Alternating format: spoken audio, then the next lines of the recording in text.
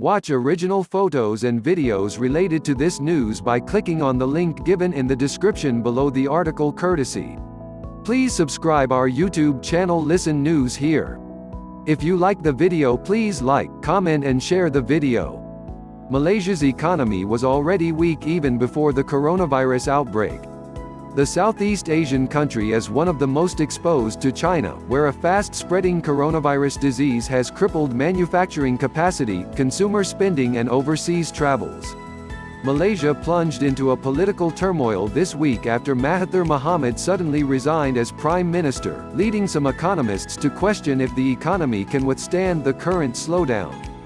Regardless of who becomes Malaysia's next leader, that person faces an uphill battle to get the country back on track, said Tricia Yeoh, a fellow at think tank Institute for Democracy and Economic Affairs. Malaysia's weak economy needs a boost as the new coronavirus outbreak threatens to slow it down even more, but it isn't clear it can get the support it needs given the latest political upheaval in the country. Mahathir Mohamad, a 94-year-old veteran politician, unexpectedly resigned as Malaysia's prime minister this week.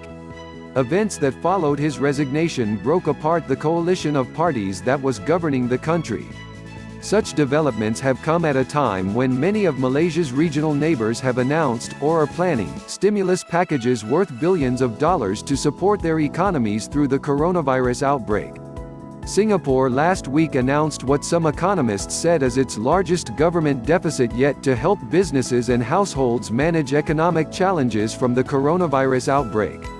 Further afield, Hong Kong on Wednesday also announced spending that will lead to a record deficit, including cash handouts of 10,000 Hong Kong dollars ($1,283) to residents age 18 and above. Asian economies, including Malaysia, are among the most exposed to China, where a fast-spreading coronavirus disease and the government's effort to contain it have crippled manufacturing capacity, consumer spending and overseas travels.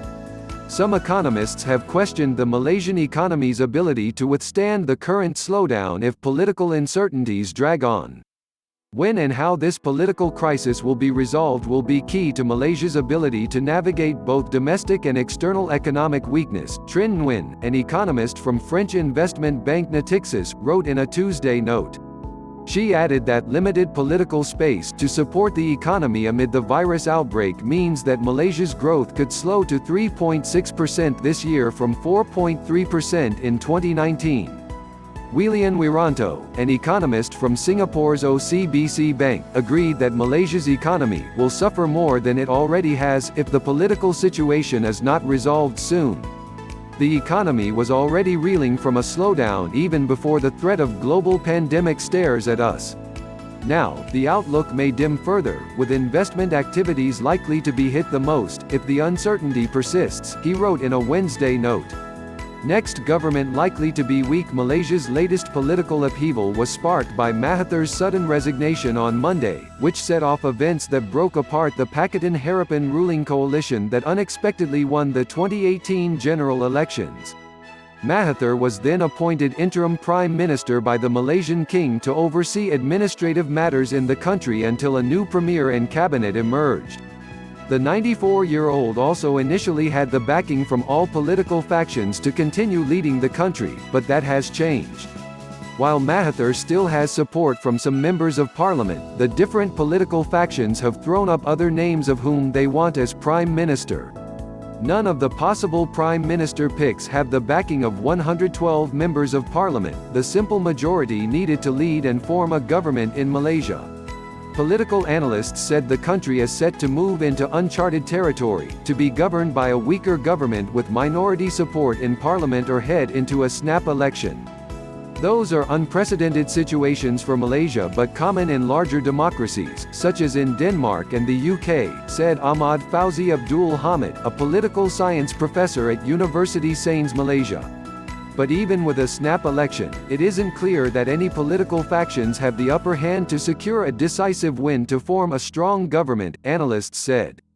So, regardless of who becomes Malaysia's next leader, that person faces an uphill battle to get the country back on track, said Tricia Yeoh, a fellow at think tank Institute for Democracy and Economic Affairs.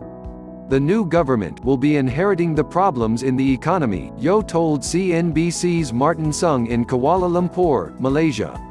Whatever solutions they come up with will also be difficult because they will be coming in as a relatively weak government, she added.